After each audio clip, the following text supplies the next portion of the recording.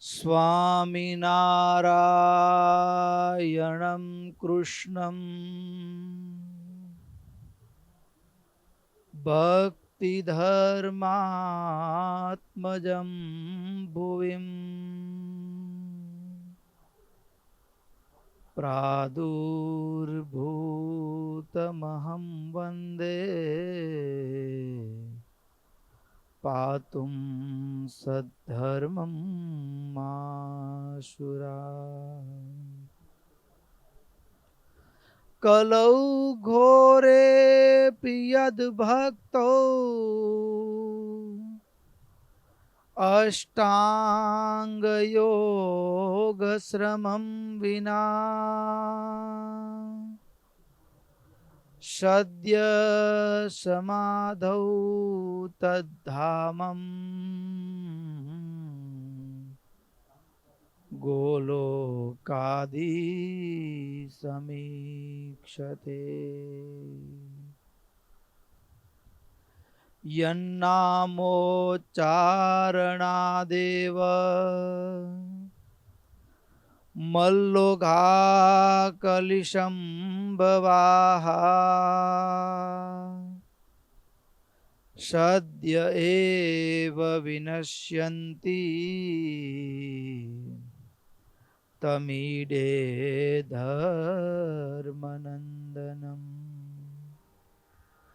તમીડે ધર્મનંદનમ. લક્ષ્મીનાથ સમારંભાં નાથયામૂન મધ્યમાં અસ્મદાચાર્ય પર્યંતમ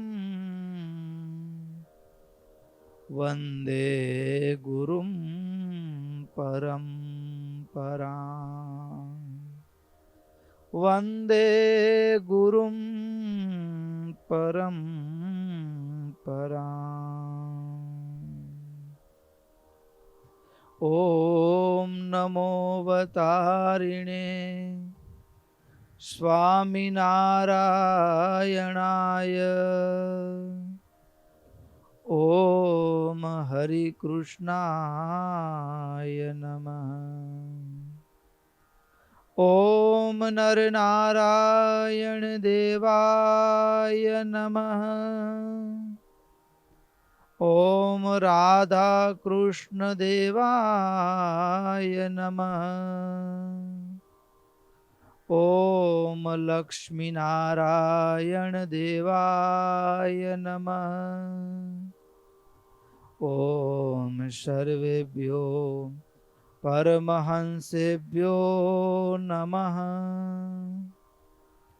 ઓમ અસ્મદ્ગુરુભ્યો અસ્મદ્પરમગુરુભ્યો અસ્મદ સર્વેભ્યો ગુરુભ્યો નમો નમઃ.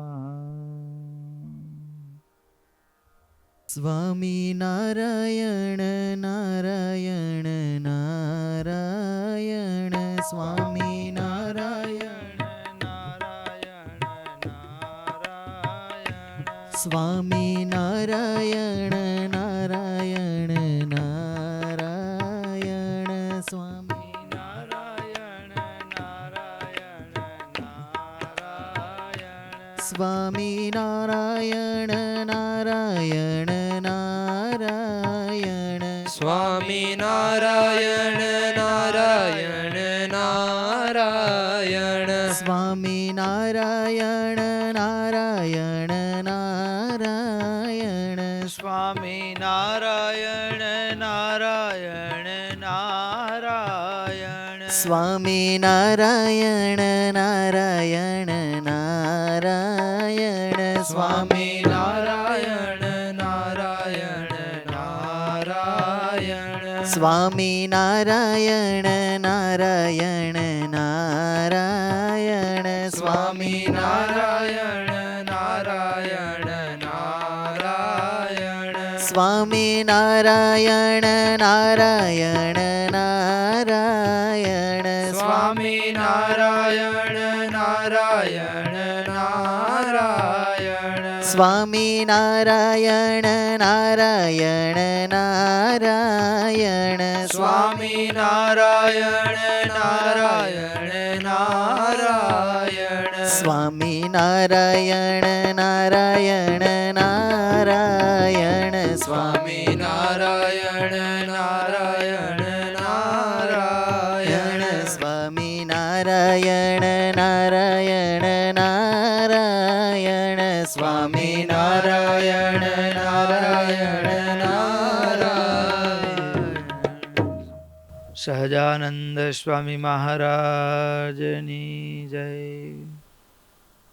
ઈષ્ટદેવ પરમારાધ્ય અનંત કોટી બ્રહ્માંડાધિપતિ સર્વનિયંતા સર્વ અંતર્યામી ભગવાન સ્વામિનારાયણ એમના દિવ્ય ચરણ કમળ સાનિધ્યમાં ચારેકોર વીટળાઈને બેઠેલા અનંત અનંત અક્ષર મુક્તો એમની પાવન સન્નિધિમાં અત્રે ઉપસ્થિત પૂજ્યપાદ ગુરુવર્ય શાસ્ત્રી સ્વામી સૂર્યપ્રકાશ સ્વામી તેમજ કથાભિલાષી એવા બાળ યુવાન વૃદ્ધ સમસ્ત ભક્તો સર્વેને ભગવાન સ્વામિનારાયણની ભાવ સ્મૃતિએ સહિત સાદર જય સ્વામિનારાયણ. ભલા ભક્તો, નિત્ય ચાલતી શ્રીમદ સત્સંગી જીવન કથા ગંગા ગત કથા સત્રની અંદર ભગવાન બાળપ્રભુ ઘનશ્યામ માની પથારી પાસે બેઠા બેઠા માને તાવ આવ્યો છે. કારતક સુદ નવમીની સાંજ પડી છે, રાત પડી છે. ભગવાન માને જ્ઞાનોપદેશ આપી રહ્યા છે. આ જ્ઞાન હરિગીતા, એમાં પણ સૌથી પહેલા જ્યારે એકાંતિક ધર્મની સિદ્ધિ મારું તમારું આપણા બધાનું મન જગતમાંથી પાછું વળી ભગવાનના ચરણમાં સ્થિર થાય એના માટે શું, એની કેવી રીતે મનને સ્થિર કરવું, તો બાળપ્રભુ ઘનશ્યામે માને કહ્યું છે એવા સતપુરુષના યોગે કરી ભગવાનનો મહિમા સમજાય તો ધર્મ, જ્ઞાન, વૈરાગ્ય અને ભક્તિ આવે. અને એ જે ભક્તિ આવે ધર્મ, જ્ઞાન અને વૈરાગ્યથી યુક્ત, એ ભક્તિ પરમાત્માનો સાક્ષાત્કાર, સાક્ષાત મેળાપ કરાવે. ત્યારે પ્રશ્ન આવીને ત્યાં ઉભો રહ્યો કે સાધુને કેમ ઓળખવા? સાધુને કેમ ઓળખવા? ત્યારે સાધુના લક્ષણ સ્વામિનારાયણ ભગવાને માને ગયા કે સાધુ કેવા હોય. ત્યારે હવે સત્પુરુષના યોગથી જીવનમાં કરવું નથી પડતું, આપમેળે જીવનમાં વણાઈ જાય છે. ધર્મ પાળવો પડતો નથી, સહજ આપણા જીવનમાં આપણા શ્વાસે શ્વાસે ક્રિયા વણાઈ જાય છે. એની વાત આજે હરિગીતાનો બીજો અધ્યાય. હરિવાચ ધર્માદિનામ લક્ષણાની ભક્ત્યંગનામાથાંબતે કથયામિ વિવિચ્યૈવ ત્રયાણામપિ તત્વતઃ. તત્ર ત્રયાણામ લોકાનામ સ્વેશ્વરાણામ તુ ધારકઃ ધારણીયશ્ચ જીવેશૈઃ સદા ધર્મ સૌચ્યતે. ભગવાનની પ્રાપ્તિમાં ધર્મ, જ્ઞાન, વૈરાગ્ય અને ભક્તિ, એમાં પ્રથમ ધર્મ. તત્ર ત્રયાણામ લોકાનામ શેશ્વરાણામ તુ ધારક. ધર્મ પ્રથમ છે. સદાચાર પરમો ધર્મ. ધર્મ એટલે શું? ધર્મ એટલે શું? અહીં કને મહારાજે શિક્ષાપત્રીમાં પણ કીધું કે મોટા જે થઈ ગયેલા પૂર્વે મહાપુરુષો છે એને જે આચરણ કર્યું છે, શ્રુતિ અને સ્મૃતિએ પ્રતિપાદિત કરેલો એવો જે સદાચાર, એને ધર્મ જાણવો. આમ તો આપણે માનવ બુદ્ધિમાં સહજ સમજાઈ જાય એના માટેની સાદી ભાષામાં કહીએ તો જે સમય જે ઉંમરમાં જે કાળમાં જે કરવું જોઈએ એ કરવાનો જે બોધ, આચરણ જે છે એ સાદી ભાષામાં ધર્મ કહેવાય. આંખ આપી છે, આંખનો ઉપયોગ કેમ કરશું, કઈ રીતે આંખનો ઉપયોગ કરશું, એનો વિનિયોગ કરશું તો એનાથી મને તમને લાભ થશે, અને કઈ રીતે એનો ઉપયોગ કરશું તો નુકસાન થશે. ભગવાને આપેલું આ માનવ શરીર, એનો ઉપયોગ કેમ કરવો, કઈ જગ્યાએ ઉપયોગ કરવો, જે ઉપયોગ કરવાથી લાભ થાય એને ધર્મ કહેવાય, અને ઉપયોગ કરવાથી નુકસાન થાય, ખોટનો વેપાર થાય, એવી રીતનો ઉપયોગની જે પ્રક્રિયા હોય એને અધર્મ કહેવાય. આ હાથ કોઈકને હળી કરવામાં વાપરીએ તો એ અધર્મ છે, અને આ જ હાથ કોઈકને મદદ કરવા માટે વાપરીએ તો એ ધર્મ છે, એનો સદુપયોગ છે. ભક્તો, ધર્મને બીજી ભાષામાં કહીએ તો માનવ જીવનનું કર્તવ્ય, શું કરવું જોઈએ, કયા સમયે કયું કાર્ય કરવું જોઈએ, કેમ કરવું જોઈએ, એની જે રીતિ નીતિ છે એને ધર્મ કહેવાય. બહુ સ્વામિનારાયણ ભગવાન બાલ્ય અવસ્થા 11 વર્ષની ઉંમર છે, માની પાસે બેઠા બેઠા ધર્મની વાત કરે છે. આ ધર્મ ભક્તો, જે બ્રહ્માદિક ઈશ્વરો છે એ પણ જે સ્થાનની જે મોટપને પામ્યા છે ને, એનું જો કોઈ કારણ હોય તો ધર્મ અને ભગવાનની ઉપાસનાથી. જીવનમાં ગતિ કરવી હોય, આગળ વધવું હોય તો ધર્મનું પાલન અત્યંત જરૂરી છે. ધર્મનિષ્ઠસ્તુ પુરુષો હીન જાતિ કુલોપી યઃ સોપી બ્રહ્માદિભિ પૂજ્યશ્ચ શ્લાઘનીયશ્ચ જાયતે. આ હાથનો દુનિયામાં કોઈ દુરુપયોગ કર્યો હોય ને, આ હાથનો દુરુપયોગ કોઈએ કર્યો, શેના માટે કર્યો? તો કોઈકને મારી નાખવા માટે.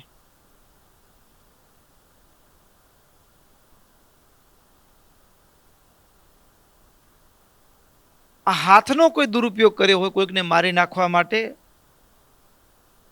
તો દુરુપયોગ જે છે એનો દંડ ક્યાં મળે? તો કે જેલમાં એને આજીવન કારાવાસ મળે ને. ગમે એવા ઊંચા કુળમાં જન્મ મળ્યો હોય, ગમે તેવો શ્રેષ્ઠ હોય, પણ આ દુનિયાની અંદર પણ આપણને જે કોઈકને આપણું જે સામર્થ્ય છે એનો દુરુપયોગ કરીએ તો દુનિયા પણ આપણને દંડ આપે છે. તો સ્વયં ભગવાન કહે છે, બાળ પ્રભુ ઘનશ્યામ પ્રભુ કહે છે, ધર્માદિનામ લક્ષણાની, ધર્મના જે લક્ષણો છે એનું યથાર્થ પાલન જો કરે, ધર્મનિષ્ઠસ્થ પુરુષો હીન જાતિ, મારા તમારાથી કોઈ પણ વ્યક્તિથી આ જન્મમાં ક્યાંક એવું અનિષ્ટ કર્મ થયું હોય ને, તો પછીનો જન્મ મળે ને એ નિમ્ન કક્ષાના જાતિ કે કુળમાં ક્યાંક મળ્યો હોય. પણ ભક્તો, નિમ્ન કક્ષાની જાતિમાં મળેલો જન્મ મળ્યા પછી પણ જો આપણે ધર્મનું પાલન કરે, આગળ ભૂલ થઈ છે એટલે આપણે કદાચ એવી જગ્યાએ જન્મ મળ્યો છે, શરીર પણ એવું કહી દે કે ખોટખાપણ મારું મળે, માંદલું મળે, પૂર્વના કર્મના આધારે. પૂર્વના કર્મના આધારે અહીં કને કીધું ધર્મનિષ્ઠસ્તુ પુરુષો હીન જાતિ કુલોપિય. જાતિ કે કુળ ભલે કદાચ નિમ્ન હોય પણ છતાં જો પુરુષ ધર્મનિષ્ઠ હોય ને,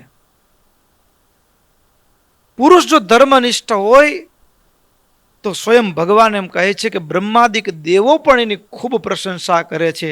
એનો મતલબ શું થયો ભક્તો? કદાચ જન્મથી આપણે ઉચ્ચ કુળમાં જન્મ ન મળ્યો, પણ ભક્તો આપણે આપણા આચરણથી અને આપણે આપણા કર્મથી એ બ્રાહ્મણોને જે ઉચ્ચ ગણાતા વર્ણનું જે સમાન છે એ આપણે પ્રાપ્ત કરી શકીએ છીએ. કોઈ પણ માણસ, દુનિયાનો કોઈ પણ માણસ એ પ્રાપ્ત કરી શકે છે. અરે એટલું જ નહીં, સ્વયં ભગવાન એમ કહે છે બ્રહ્માદિક દેવતાઓ પણ એને આદર આપે છે. નિમ્ન કુળમાં જન્મ મળ્યો છે અને હવે એ ધર્મનું પાલન કરે છે, હવે એ ભગવદ આરાધના કરે છે. શાસ્ત્રમાં જે રીતે કહ્યું છે એ પ્રકારનું એનું આચરણ છે. તો નિમ્ન કુળમાં જન્મ હોવા છતાં પણ બ્રહ્માદિક ઈશ્વરોની પ્રશંસા કરે છે, દેવતાઓ પણ એની પ્રશંસા કરે છે. અને કદાચ જન્મ ઉચ્ચ કુળમાં મળ્યો હોય અને એનું આચરણ નિમ્ન હોય, ધર્મથી વિરુદ્ધ હોય, તો દેવતાઓ એની નિંદા કરે છે. એટલે કર્મથી, જન્મથી કદાચ ઉચ્ચ છે પણ એ કર્મથી નિમ્ન છે, કર્મથી નિમ્ન છે. એટલે ભક્તો એક વાત આ પ્રસંગ ઉપરથી સ્પષ્ટ થઈ ગઈ. શું? વ્યક્તિ કદાચ પોતાના ભૂતકાળના કર્મો અનિષ્ટ થયા હોય તો પણ વર્તમાનમાં ધર્મનું પાલન કરી ભગવદ આરાધના કરી વર્તમાન અને ભવિષ્યને સુધારી શકાય છે. અને એ આપણા પોતાના હાથમાં છે. કોના હાથમાં છે? આપણા પોતાના હાથમાં છે. એવું બની શકે? હા. ઇતિહાસ સામે દ્રષ્ટિ કરીએ. ભારત વર્ષનો ઇતિહાસ છે. પૂજ્યપાદ આપણા ગુરુ કહી શકાય ભગવત્પાદ રામાનુજાચાર્ય, અમને એમના એક શિષ્ય હતા ધનુર્ધર દાસ. ધનુર્ધર દાસ જેનો જન્મ એ લોક દ્રષ્ટિ કદાચ જે જ્ઞાતિ લોકમાં પ્રતિષ્ઠિત જ્ઞાતિઓ એવી જ્ઞાતિમાં નહોતો, પણ એને ભગવત્પાદ રામાનુજાચાર્યનો યોગ થયો, ભગવાનની ઓળખ થઈ ને, અને એનું જીવન ધર્મમય, ભગવાનમય, ભજનમય. તો બન્યું કેવું?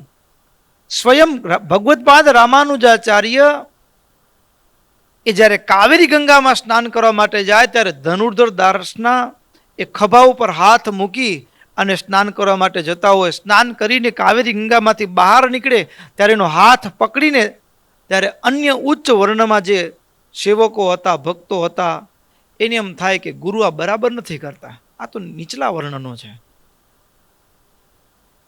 પણ ભક્તો, ભગવાન અને મહાપુરુષો છે ને, એની નીચલો વર્ણ અને ઉચ્ચ વર્ણ એ શેનાથી જુએ છે? એ જીવના હૃદય સામે જુએ છે, એના ધર્મના આચરણ સામે જુએ છે, એના ભાવની સામે જુએ છે. અને એના આધારે ઉચ્ચ અને નીચ વર્ણની વ્યાખ્યા એ મહાપુરુષો એને એ પ્રમાણે એને આદર આપે છે. સબરીનો એ ક્યાં ઉચ્ચ વર્ણ હતો, પણ ભગવાન રામ એની ઝૂંપડીએ જઈને એના બોર જમે.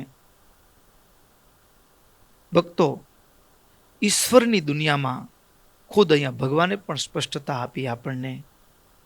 ધર્મ કદાચ નિમ્ન કુળમાં થયો હોય ને તો દુઃખી ન થવાનું. ધર્મનું પાલન કરે ને એ વ્યક્તિ, ધર્મનું પાલન કરે તો એ વ્યક્તિ એ આચરણથી બ્રાહ્મણત્વ પ્રાપ્ત કરી શકાય. કદાચ લોકમાં બ્રાહ્મણ સરનેમ પ્રાપ્ત ન થાય, કદાચ લોકમાં તમારી જાતિ કઈ એમ બ્રાહ્મણ એમ ના કહી શકાય કદાચ, પણ ભક્તો સ્વયં ભગવાન જે બ્રાહ્મણોને જે સ્થાન હોય ને એ ભગવાનના દરબારમાં એ ભગવાનના ભક્તોને સ્થાન મળતું હોય છે. અને એ ધનુર્ધર દાસ કેવા ભગવાનના ભક્ત થયા. અન્ય ભક્તો હતા, ઉચ્ચ કુળ વર્ણના હતા, એ ઈર્ષ્યા કરતા કે તમે એને ખોટી રીતે માન આપો છો, એ તો નીચલા વર્ણનો છે. ત્યારે બન્યું કેવું ભક્તો, એક દિવસ ભગવત્પાદ રામાનુજાચાર્ય કદાચ એનું પંચભૂતનું ખોડિયું નિમ્ન વર્ગનું હશે, પણ એનું હૃદય, એનું ભજન, એનું કાર્ય, એનું જીવન એ ઉચ્ચ વર્ણને પણ આંબી જાય ને એવું છે. એનું દર્શન કરાવવા માટે એક દિવસ સમજણ કેટલી વિશાળ છે, એનું હૃદય કેટલું વિશાળ છે, ધર્મમાં કેટલા વિશાળ છે, અને એનાથી એ માણસ એ સામાન્ય લોકો કરતા અધકેરો ઊંચો છે. એનું દર્શન કરાવવા માટે એક દિવસ રામાનુજાચાર્ય શું કર્યું, એ બધા જ આશ્રમમાં રહ્યા હતા. સત્સંગ સભા રાત્રે પૂર્ણ થઈ હશે, બધાયના ધોતી બહાર સૂકતા હતા. એનામાંથી રાત્રે એક સેવકને કીધું કે જાઓ, અમને આજે થોડા વસ્ત્રની આવશ્યકતા છે, એટલે બધાય ધોતી જે બારે રહ્યા છે ને એનામાંથી એક નાનકડો ટુકડો અમારા માટે લઈ આવો. એટલે બધામાંથી એક એક ટુકડો કાપીને એક સેવક દોડતા ગયા, લઈને આવ્યા, રામાનુજાચાર્યને રાખ્યા. સવાર પડી, સ્નાનાદિક નિત્ય કર્મ કરીને બધા જ્યારે પોતાના વસ્ત્ર લેવા જાય એટલે વસ્ત્રને તૂટેલું જોયું, ખંડિત જોયું. એટલે કોણે તો મારી ધોતી કાપી? અરસપરસ ઉદ્વેગ થઈ ગયો. તે જ કાપી છે, તે જ કાપી છે. એકબીજા ઉપર આક્ષેપ પ્રત્યાક્ષેપ કરવા લાગ્યા.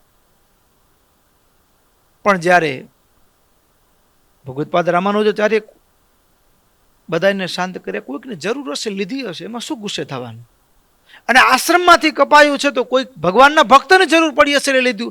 આપણું વસ્ત્ર ભગવાનના ભક્તને અર્થે કામ લાગી ગયું, રાજી થવાની વાત છે.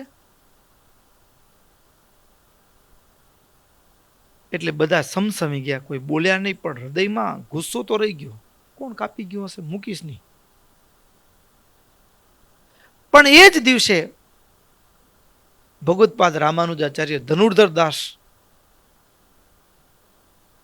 એમના પત્ની હેમાંબા, એ મઠની બાજુમાં જ એનું નાનકડું ઘર એમાં રહ્યા છે. બે ચાર શિષ્યોને કહ્યું કે એક કામ કરો, તમે જાઓ અને એમના ઘરના જે ઘરેણા છે ને એ બધા લઈ લ્યો. એટલે રાત્રે જાણે આપણે એમ લાગે કે ચોરીનું કર્મ, પણ ચોરી કરતા પણ ભક્તો સદગુરુ, એક સત અસતનો વિવેક, એક ભગવાનના ભક્તનું હૃદય કેટલું વિશાળ હોય છે વાસ્તવમાં, એનું દર્શન કરાવવા માટે એક સેવકને મૂક્યા. એ સેવક ગયા, હેમાંબા સૂતેલા હતા, એના કંઠમાં હાર હતા સોનાના, એના પગમાં ઝાંઝર હતા, એના હાથમાં બંગડીઓ અને બીજું બધું સુવર્ણનું હતું, કાનના આભૂષણ, નાકના આભૂષણ, એ બધાય પેલા ભક્તે જઈને લેવાની શરૂઆત કરી. તો બીજું બધું તો ઉતરી ગયું, ઊંઘમાં હતા એ સમય દરમિયાન. પણ હેમાંબા જાગી ગયા. હેમાંબા જાગ્યા, સે ઝીણી આંખ કરીને જોયું ને તો જે લેવા ગયા હતા ને એના ભાલમાં ઉર્ધ્વપુંડર તિલક જોયું. હો, ભાલમાં તિલક જોયું ને એટલે એને આંખ બંધ કરી દીધી. ભગવાનના કોઈ ભક્તને ભીડ પડી છે અને એને મજબૂરીમાં આવું એને કરવું પડતું હશે. ભગવાનના ભક્તને ભીડ પડે ને એમાં આપણું ધન લેખે લાગે, એનાથી મોટું ભાગ્ય કયું હોઈ શકે? પણ હું આમ પડખાભર સૂતી છું તો એક બાજુના તો રહી જાય ને, દબાયેલા હોય, એટલે એ રહી જશે, કઈ કામ નહીં આવે ફોગટના.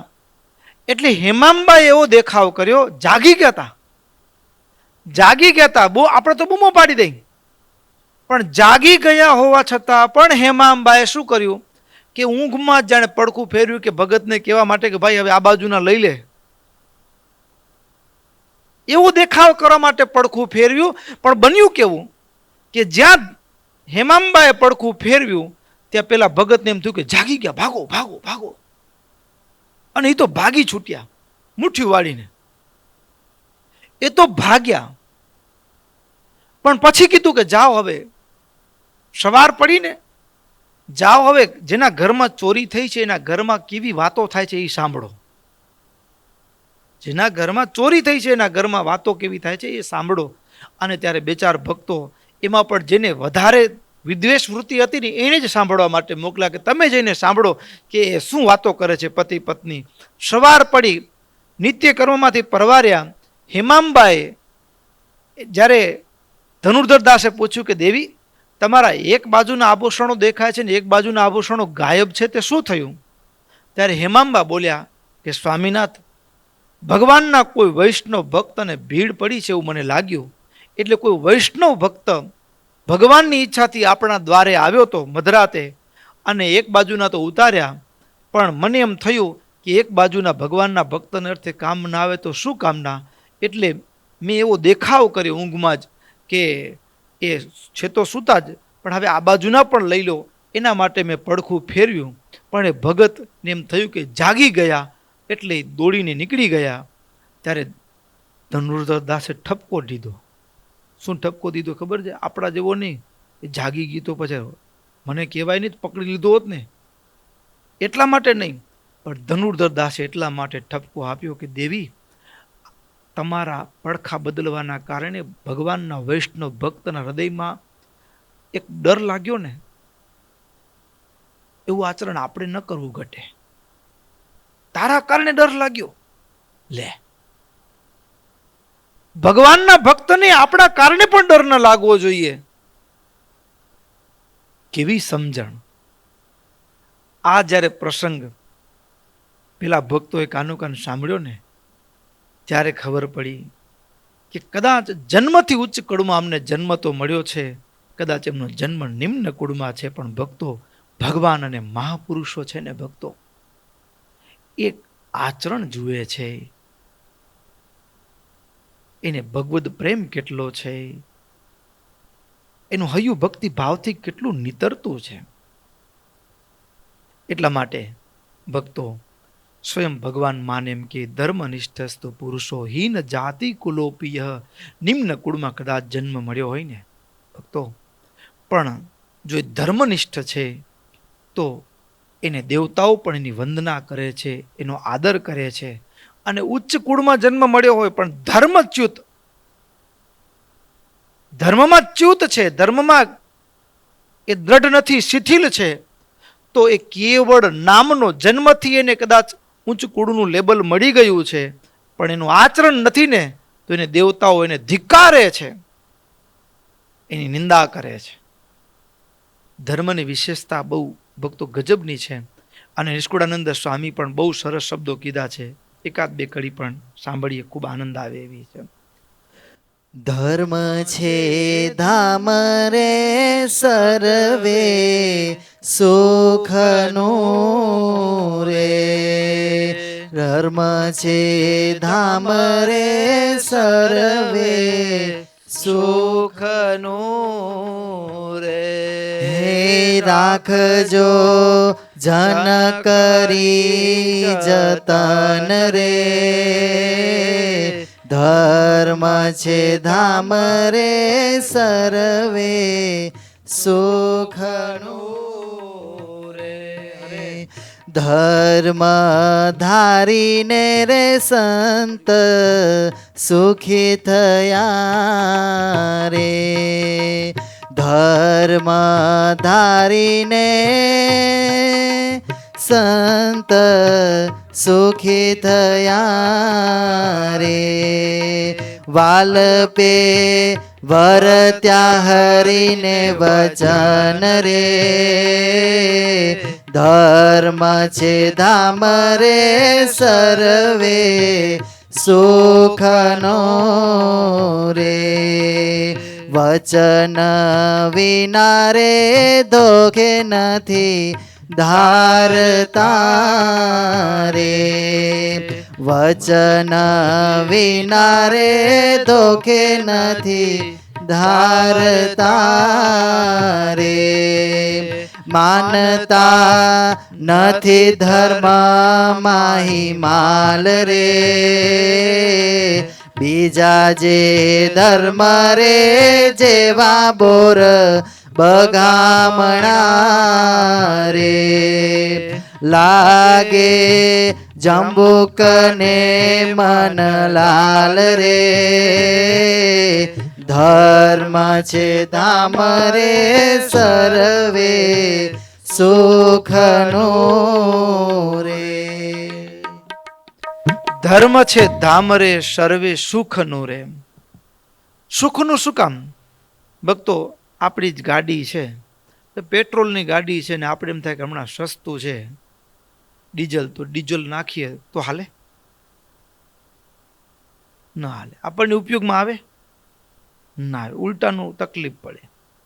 એમાં ભગવાને આપેલું માનવ શરીર છે, તો માનવ શરીરનો ઉપયોગ કેમ કરવો? તો શાસ્ત્રોમાં જેણે સર્જન કર્યું છે, આ માનવ દેહનો જે ઘડવૈયો છે, એ પોતે આ માનવ દેહનો ઉપયોગ કેવી રીતે કરવો એ આપણને રાહ બતાવે કે આ આંખ આ જગ્યાએ વાપરવી, આ કાન આ જગ્યાએ વાપરવા, આ હાથ આ જગ્યાએ વાપરવા, આ જે શરીર છે, હા, એને કેવો આહાર દેવો,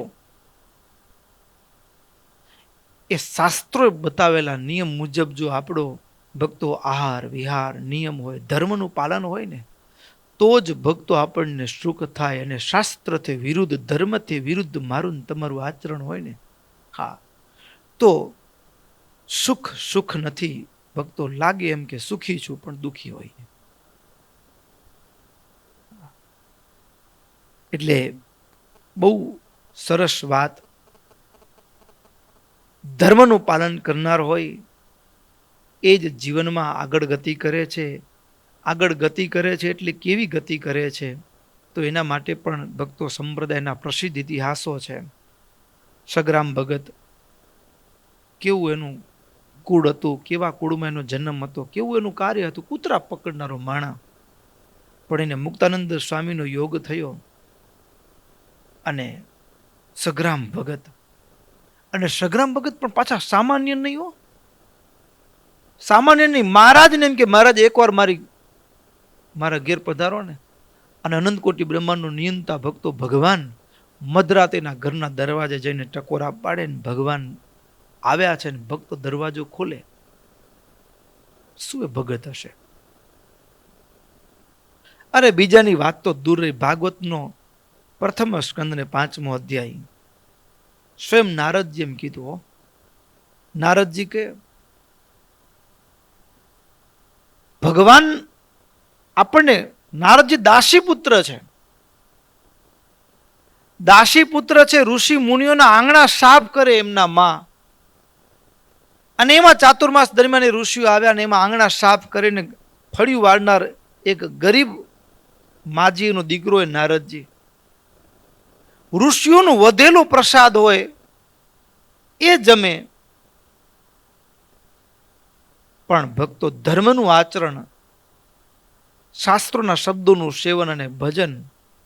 એક દાસી પુત્ર હતો પણ ભક્તો જીવનની એક ગતિ ક્યાં સુધી પહોંચી? ભગવાનનું મન કહેવાણા. શું કહેવાણા? ભગવાનનું મન કહેવાણા. બ્રહ્માજીના માનસ પુત્ર સુધીની એની ગતિ. આ બ્રહ્માંડમાં જ્યાં જવા ઈચ્છે ત્યાં જઈ શકે સદેહે.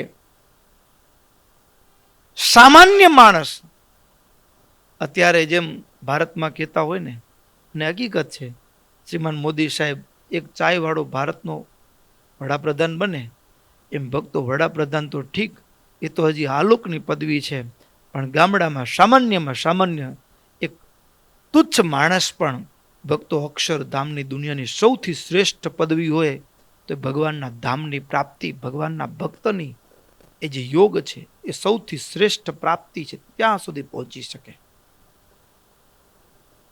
એટલા માટે હવે એ ધર્મ ધર્મ તો ધર્મ એટલે શું, કેવી રીતે? તો ભક્તો ધર્મના સંદર્ભમાં સ્વામિનારાયણ ભગવાન કહે છે, બાળપ્રભુ ઘનશ્યામ કહે છે, માને માં સચાપી વર્તતે નૃણામ વર્ણાશ્રમ વિભાગત શ્રુતિ સ્મૃતિ સદાચારૈ પ્રમિતો હિ પૃથક પૃથક. સદાચારે પ્રતિપાદિત કરેલો એવો જે ધર્મ છે એને ઘણા બધા રીતે એને વિભાગ કરી શકાય. એક તો ઉંમરના આધારે કેવું આચરણ હોવું જોઈએ, એટલે એને 4 આશ્રમ કીધા. પહેલા 25 વર્ષમાં મારું ને તમારું કેવું આચરણ હોય, પછીના 25 વર્ષમાં કેવું આચરણ હોય, પછીના 25 વર્ષમાં કેવું હોય, અને છેલ્લે કેવું હોય. એટલે કે બ્રહ્મચર્ય આશ્રમ, ગ્રસ્થાશ્રમ, વાનપ્રસ્થાશ્રમ અને સંન્યાસ આશ્રમ, 4 આશ્રમ. જીવનના 4 તબક્કા. જીવનને 100 વર્ષની આવરદાઓ તો ને 4 ભાગમાં વહેંચીએ. પછી કેટલાક ધર્મ હોય એ ભક્તો જાતિગત હોય, એટલે કે કયા કુળમાં જન્મ મળ્યો છે, તો કુળના આધારે મારું ને તમારું આચરણ કેવું હોવું જોઈએ, મારા ને તમારા જીવનની એ કાર્ય કેવું હોવું જોઈએ, એના આધારે પણ છે. કેટલાક ધર્મો છે એ ગમે તે કુળમાં જન્મ મળ્યો હોય, ગમે તે ઉંમરમાં હોય, એ બધાને લાગુ પડે. એને સામાન્ય ધર્મ કહેવાય. શું કહેવાય? સામાન્ય ધર્મ. તો સૌથી પહેલા સામાન્ય ધર્મ. સામાન્ય ધર્મ એટલે શું? કયા ધર્મ સામાન્ય છે? અહિંસા, સત્યમ અસ્તેયમ, કામલોભ ક્રુધામ જય, મદ્યમાંસ પરસ્યાદેશ, ત્યાગો વ્યસન વર્જનમ. એક તો હિંસા ન કરવી. હિંસા ન કરવી એ સામાન્ય ધર્મ છે. ભક્તો, માંસનો ખોરાક, માંસાહાર કરનારા લોકો હોય, બરાબર, ઘણી વખત એમ કે એ તો બન્યા જ એના માટે છે. મૃગલા, ઘેટા આદિ, બકરા આદિ જે પશુઓ છે એનું સર્જન જ કેના માટે છે? એ તો બન્યા જ એના માટે છે. પણ ભાઈ, આપણે જંગલમાં ગયા હોય, બરાબર, અને એમાંય આપણી પાછળ સિંહ દોડે અને આપણો દીકરો પાછળ રહી જાય, આપણો દીકરો પાછળ રહી જાય અને સિંહ એને ફાડી ખાય, દુઃખ થાય? એનો તો ખોરાક કહેવાય ને. આપણે દુઃખ થવું ન જોઈએ? થવું જોઈએ? એ તો બાપલાનો ખોરાક છે. કોઈનું જીવન છીનવીને આપણું પેટ ભરવાનો અધિકાર નથી. અહિંસા. કોઈનું જીવન છીનવીને, કોઈનું જીવન છીનવીને પેટ ભરવાનો અધિકાર નથી. એટલે ખાવા માટે નહીં, પણ કંઈક નડતો તો મારી નાખવા વાંધો નહીં એમ ના. કોઈનું જીવન છીનવવાથી ભક્તો એ ભગવાન રાજી થતા નથી એટલું નહીં, આલોકમાં પણ કોઈનું જીવન છીનવવાનો અધિકાર. અને એ આનંદ છે ને, એ તમોગુણી આનંદ છે. કેવો છે? તમોગુણી. અને એ આનંદ ટકતો નથી. ટકતો નથી એટલું નહીં, એ પાછું દર્દ પણ આપે છે. કારણ કે એ કર્મનો હિસાબ છે. આપણને કોઈક મારી કોઈ વગર વાંકે રીસ રે કે ન રે? રે ને? હા. રીસ કેવી રે ખબર છે? મોકો મળે તો મારીશ, મોકો મળે તો મૂકીશ નહીં, બરાબર ને? તો જેને મારીએ છીએ આપણે, હિંસા એટલે શું? તો કે કોઈકને હેરાન કરવું, કોઈકને વગર વાંકે મારવું. વાંક હોય તો પણ શાસ્ત્રના કરેલા પ્રાવધાન છે, દંડની નીતિઓ છે, એમાં આપણે એમાં હસ્તક્ષેપ ન કરવાનો. કોઈકને મારવાનો, કોઈકને દંડ દેવાનો અધિકાર આપણને ભગવાને સોંપ્યો નથી. નથી સોંપ્યો આપણને અધિકાર. તો હિંસા ન કરવી, હિંસા ન કરવી, સત્ય બોલવું, ચોરી ન કરવી. આ બધાને લાગુ પડ્યો, નાના બાળકથી માંડીને ઘરડા સુધી, ગમે તે આશ્રમમાં હોય, ગમે તે વર્ણનો હોય, ગમે તે હોય. પછી કામ, ક્રોધ, લોભને જીતવા, મદ્ય અને માંસનો ત્યાગ કરવો, પરસ્ત્રીનો ત્યાગ કરવો, પછી કોઈ પણ જાતનું નાનું મોટું વ્યસન ન કરવું, પછી પોતાની જાતિ થકી ભ્રષ્ટ કરે એવું કોઈ પણ પાપ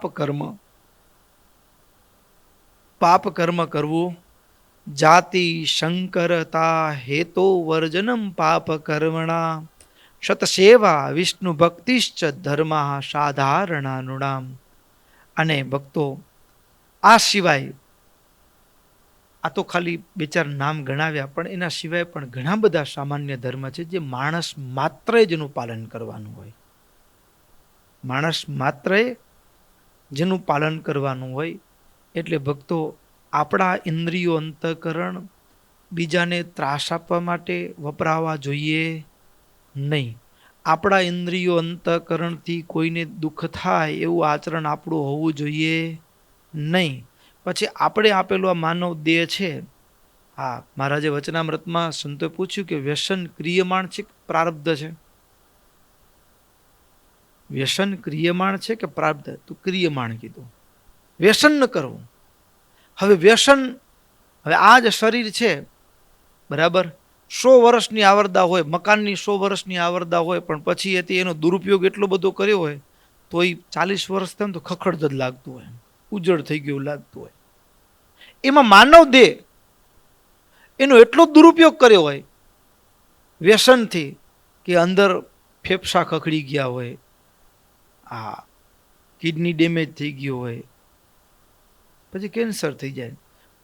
કંઈ પછી ભક્તો વ્યસનથી કેન્સર આદિક રોગો થયા હોય અને એનું પ્રારબ્ધ વહેલું પૂરું થઈ ગયું એવું નથી હોતું. હોય એ ક્રિયમાણ છે.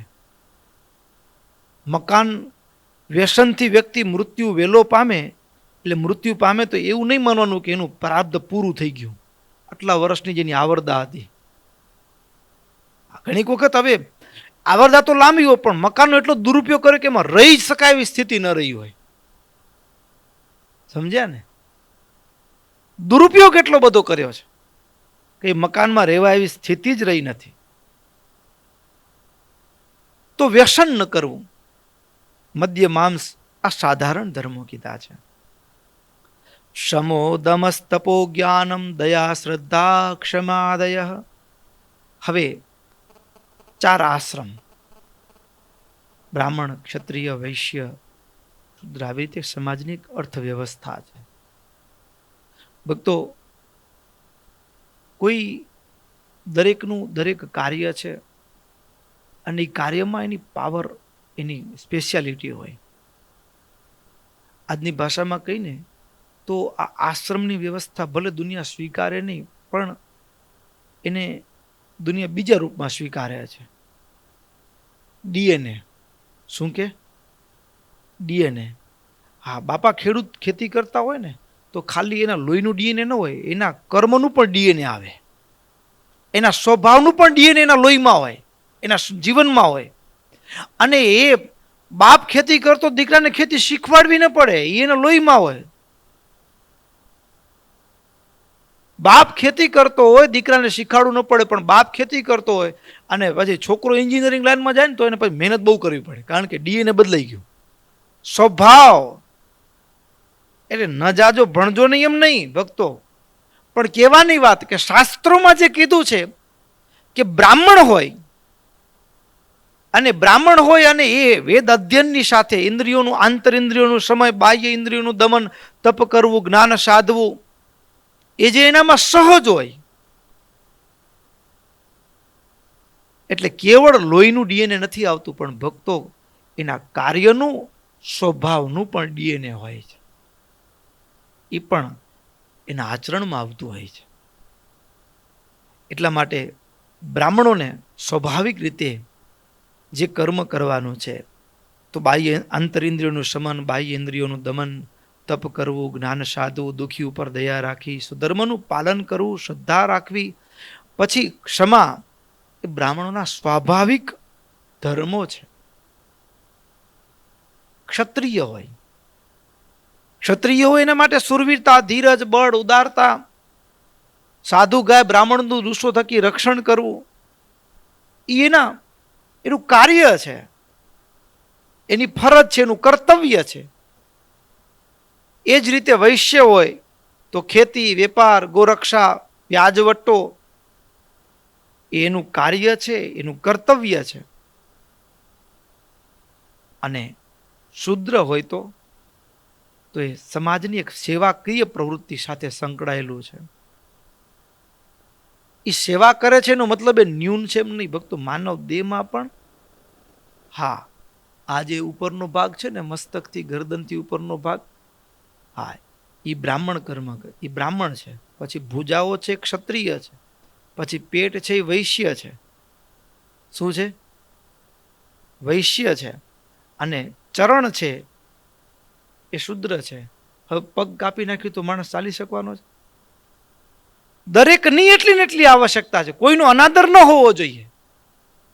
સમાજની જે વ્યવસ્થા છે સુચારુ રીતે, અનાદર કોઈનો ન હોવો જોઈએ. માથું એમ કરે કે યાર પગ તું કઈ કામનું નથી, મસ્તક પગનો અનાદર કરે તો ચાલે? ના ચાલે. મસ્તક પેટનો અનાદર કરે કે ભાઈ બુદ્ધિ તો અહીંયા છે, હું બધું વિચારું એટલે થાય છે. તો શરીરનું એક એક અંગ મહત્વનું છે. સમાજની જે વ્યવસ્થા છે, બ્રાહ્મણ, ક્ષત્રિય, વૈશ્ય, શૂદ્ર, જે વર્ણ વ્યવસ્થા એ ઉત્તમ છે. પણ અત્યારે જે સમાજમાં એક અરસપરસ ને કલહ અને એક વિકૃત રૂપ આવ્યું ને એનું કારણ શું? તો કે ભક્તો એકબીજાના કાર્યથી આપણને તું નીચો છે, હું ઊંચો છું, અનાદર બુદ્ધિ જાગીને એનામાંથી આખી સમાજ વ્યવસ્થા તૂટી ગઈ. સમાજ વ્યવસ્થા ડિસ્ટર્બ થઈ ગઈ આખી. તો પોતાને જે કુળમાં જન્મ મળ્યો છે, કુળના આધારે એની કેટલીક ખાસિયતો હોય છે, વિશેષતાઓ છે, અને એ જ કાર્યમાં એ વ્યક્તિ પ્રવૃત્ત થાય તો એ વધારે એ દિશામાં આગળ વધી શકે. એટલા માટે બ્રાહ્મણ, વૈશ્ય ને બ્રાહ્મણ, ક્ષત્રિય, વૈશ્ય, શૂદ્ર એના ધર્મો પણ અહીં કને કીધા. પછી એવું કીધું, ધર્મ જડ નથી હો ભક્તો. ધર્મ જડ નથી, ધર્મ બોજરૂપ નથી. ધર્મ એ માનવ જીવનનું જીવન છે. માનવને સુખ કરવા માટે છે, દુઃખી કરવા માટે નથી. બરાબર. હવે બ્રાહ્મણ છે, એની આજીવિકા શું? તો કે પૂજા પાઠ કરાવે, કર્મકાંડ. હવે ઘણી વખત એવું કે લગ્ન આવે જ નહીં, લગ્ન ન હોય કે ખાસ બીજું કે કર્મ ન, બિચારા પેટ કેમ ભરે, એની ઘર કેમ ચલાવવું, પ્રશ્ન છે ને મોટો. તો આપતકાળ પડે તો બ્રાહ્મણ છે એ ખેતી પણ કરી શકે. બ્રાહ્મણ ખેતી પણ કરી શકે આપતકાળની અંદર. એટલે ભક્તો અહીં કને શાસ્ત્રોની અંદર ક્ષત્રિય છે તો એ પણ ખેતી કરી શકે, ન કરી શકે એવું નથી. એ આપતકાળનો ધર્મ છે ભક્તો.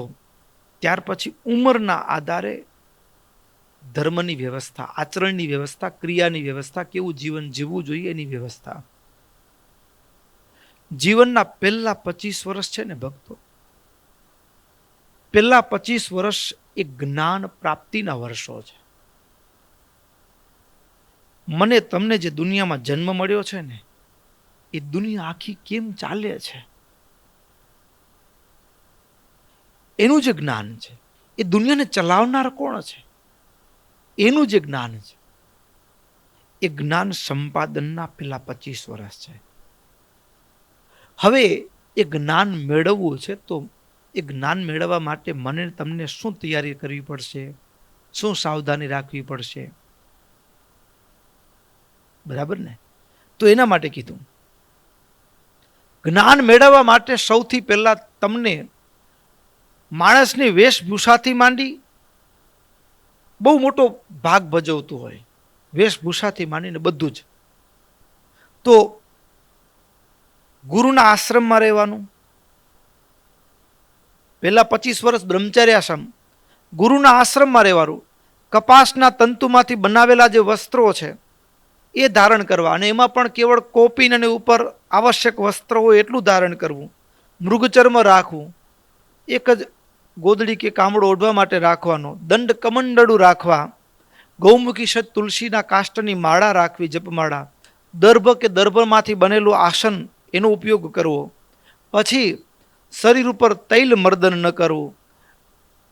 આ આદિક જે ધર્મો કીધા,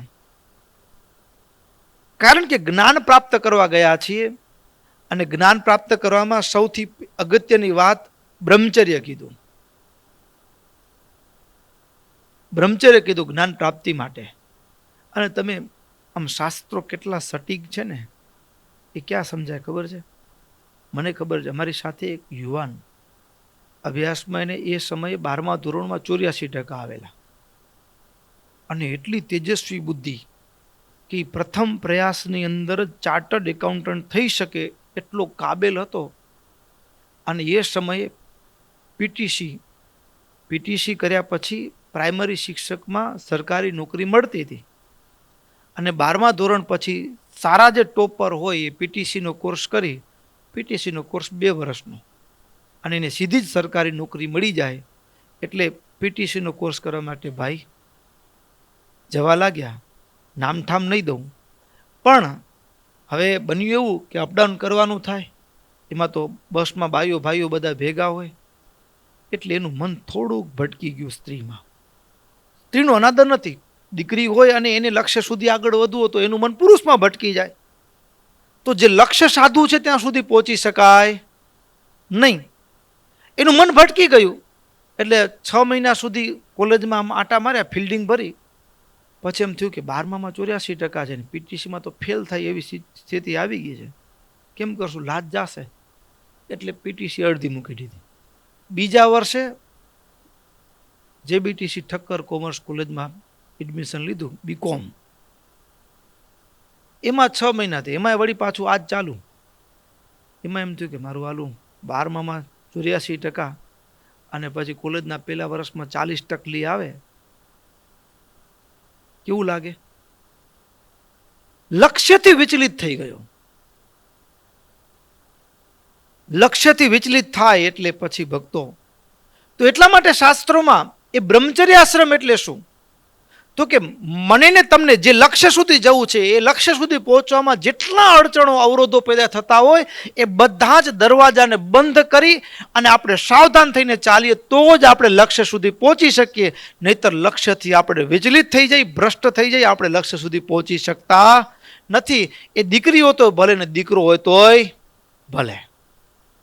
બ્રહ્મચર્યનું પાલન અત્યંત જરૂરી છે. પેલા 25 વર્ષ એટલું જ નહીં, આ તો આંખ છે ને, આ તો ખુલ્લો દરવાજો છે, આ કાન છે ખુલ્લો દરવાજો છે, ગમે તે અંદર ઘૂસી જાય. આંખને બોર્ડ લાગે છે અમે સાધુ છીએ તો નો એન્ટ્રી ફોર લેડીઝ. આ કાનને શું બોર્ડ લાગે છે કે અધર વોઇસ નોટ એલાઉડ. હવે ક્યાંક વાતો ચાલતી હોય તો કાનમાં શું બંધ અવાજ ન જાય? આ તો ખુલ્લા દરવાજા છે. આ ખુલ્લો દરવાજો છે આંખ. ત્યાંથી પ્રવેશ કરે અને ત્યાંથી પ્રવેશ કરે પંચ વિષય અને પછી આપણે આપણા લક્ષ્યથી વિચલિત થઈ જઈએ. એટલા માટે બ્રહ્મચર્ય આશ્રમમાં હોય ત્યારે મૈથુનાસક્ત પ્રાણીઓથી પણ એની ક્રિયાઓને પણ ક્યારે ન જોવી કે જેના કારણે મારું તમારું મન વિહવળ થાય. બહુ જ્યાં જ્યાં જ્ઞાન સાધવા માટે જ્યારે તૈયાર થયા છીએ, જ્ઞાન સાધવું હોય ત્યારે કોઈ જગ્યાએ મારું તમારું મન ભટકે નહીં. એના માટેના જે નિયમ છે એ બ્રહ્મચર્ય આશ્રમમાં પાડવાના જે નિયમો છે એની દિનચર્યા કેવી હોવી જોઈએ? તો કે સવારે બ્રહ્મ મુહૂર્તમાં જાગ્યા પછી ગુરુની સેવા, ત્રિકાલ સંધ્યા, આ ગાયત્રી મંત્રનો જાપ, ભગવાનના નામ મંત્રનો જાપ, પછી મૌન, અગ્નિહોમ કરવો, ભિક્ષાટન કરવું, વેદ અધ્યયનમાં જીવન જીવવું, ઇન્દ્રિયોને જીતવી અને ગુરુકુળમાં રહીને નિવાસ કરવો. આ ખાસ અનુસંધાનપૂર્વક જ્યારે એ અવસ્થામાં કાર્ય કરે ત્યારે એને જ્ઞાનની પ્રાપ્તિ થાય. અને જ્ઞાન કેવું ભક્તો? અત્યારે છે ને હું ને તમે માયાની આંખે દુનિયાને જોઈએ છીએ એટલા માટે થાપ ખાઈ જાય છે. પણ જ્યારે શાસ્ત્રની આંખે ભગવાને જે શાસ્ત્રની આંખે પોતે સર્જન જેને કર્યું છે અને એ પોતે જ દુનિયાનું જ્ઞાન આપે ને, શાસ્ત્રની આંખે જ્યારે દુનિયાનું જ્ઞાન થાય ને એ વાસ્તવિક જ્ઞાન હોય. સમજ્યા ને? અત્યારે જે દુનિયાનું જ્ઞાન થાય, ધંધો કરે, બધું કરે, પણ એ જ્ઞાન ભ્રામક હોય છે. તો બ્રહ્મચર્યાશ્રમ અને બ્રહ્મચર્યાશ્રમના એ 25 વર્ષ પૂર્ણ થયા.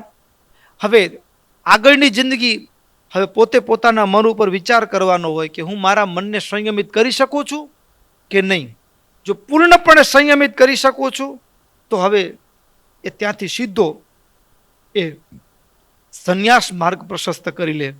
અને જો મનને હજી કાબુ ન રાખી શકતો હોય, હજારો જગ્યાએ મન ભટકતું હોય તો હજારોમાંથી એકમાં સ્થિર કરવું, એટલે કે ગ્રસ્થાશ્રમ સ્વીકારવાનું. હજારો જગ્યાએ મન ભટકે એનામાંથી એકમાં લાવવાનું અને પછી જીવનની ઉત્તરાવસ્થા આવે તો એકમાંથી પણ પાછું વાળીને ભગવાનમાં સ્થિર કરી દેવાનું. તો ગ્રસ્થાશ્રમમાં કેમ રહેવું? ગ્રસ્થના ધર્મ શું? તો એના માટે પણ સૌથી પહેલું કે બ્રહ્મચર્ય આશ્રમના જે 25 વર્ષ પૂર્ણ થાય ત્યારે એ જે યુવા અવસ્થાને પામેલો જે યુવાન છે, ગુરુના આશ્રમમાં રહી શાસ્ત્રની દ્રષ્ટિએ એને દુનિયાની સારી સમજ પ્રાપ્ત કરી છે. અને સમજ પ્રાપ્ત કર્યા પછી જ્યારે એને ગ્રસ્થમાં પ્રવેશ કરવાની ઈચ્છા હોય ત્યારે એનો સમાવર્તન સંસ્કાર થાય, ગુરુના આશ્રમમાંથી પાછો ઘરે આવે.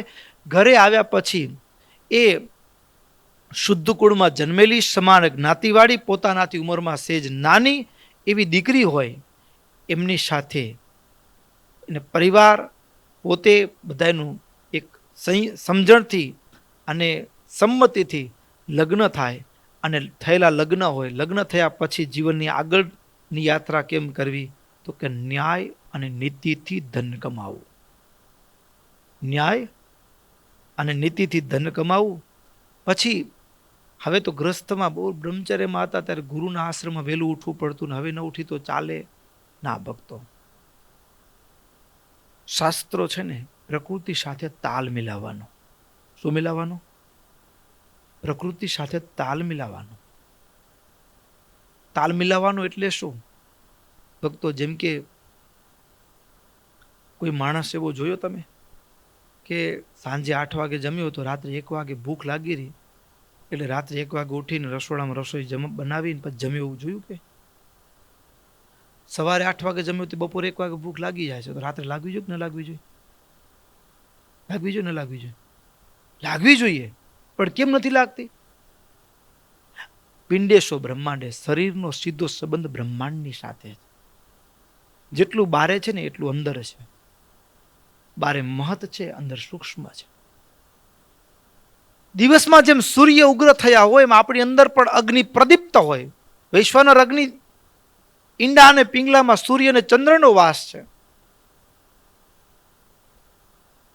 પછી જેમ સાંજ પડે ધીમે ધીમે ધીમે ધીમે ધીમે ને એ પ્રકૃતિ શાંત ને ઠંડી પડવા માંડે, સાંજ પડતા હવામાન ઠંડુ થઈ જાય, એમ આપણી અંદર પણ જઠરાગ્નિ સાંજ પડતા પડતા ઠંડો પડી જાય.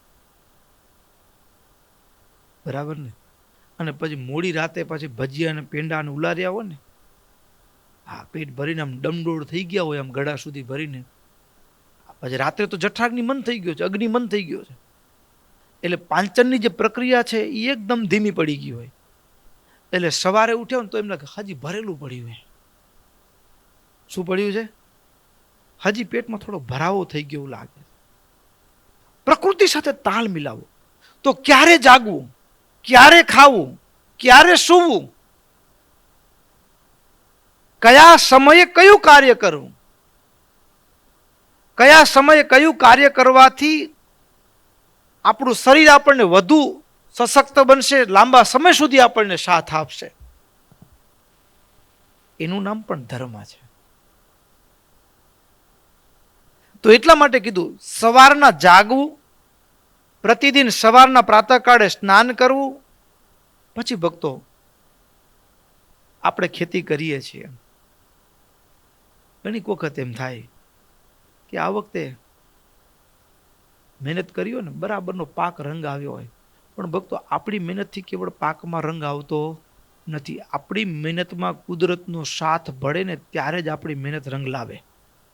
નહીતર મજાના આમ ઘઉં થયા હોય, મજાની ભૂતળી થઈ હોય, મજાનો બાજરો થયો હોય, અને ક્યાંક એવી જીવાક આવે ને 2-4 દિવસમાં તો બધું સાફ થઈ જાય. અરે ઘણી વખત તો રાત્રે આવ્યો ને સવારનો મૂકો ન દે આપણને. મળે? ના મળે. આપણી મહેનતમાં કુદરતનો સહકાર ભળે તો જ આપણી મહેનત રંગ લાવે, નહીતર ન લાવે. એટલે એનો મતલબ એમ થયો કે ખાલી આપણે મહેનત ખેતીવાડીમાં કરીને એના ભેગી મહેનત આપણે કુદરત સાથે પણ કરવી પડે, તાલ મિલાવવાની. શું કરવું પડે? સમજ્યા કે ન સમજ્યા? જેટલી ખેતીવાડીમાં મહેનતની જરૂર છે એટલી પ્રકૃતિની સાથે તાલ મિલાવવામાં પણ મહેનત કરવી પડે, એને રીઝવવામાં પણ મહેનત કરવાની જરૂર છે. તો કુદરતની સાથે તાલ મિલાવવા માટે કઈ મહેનત કરવાની?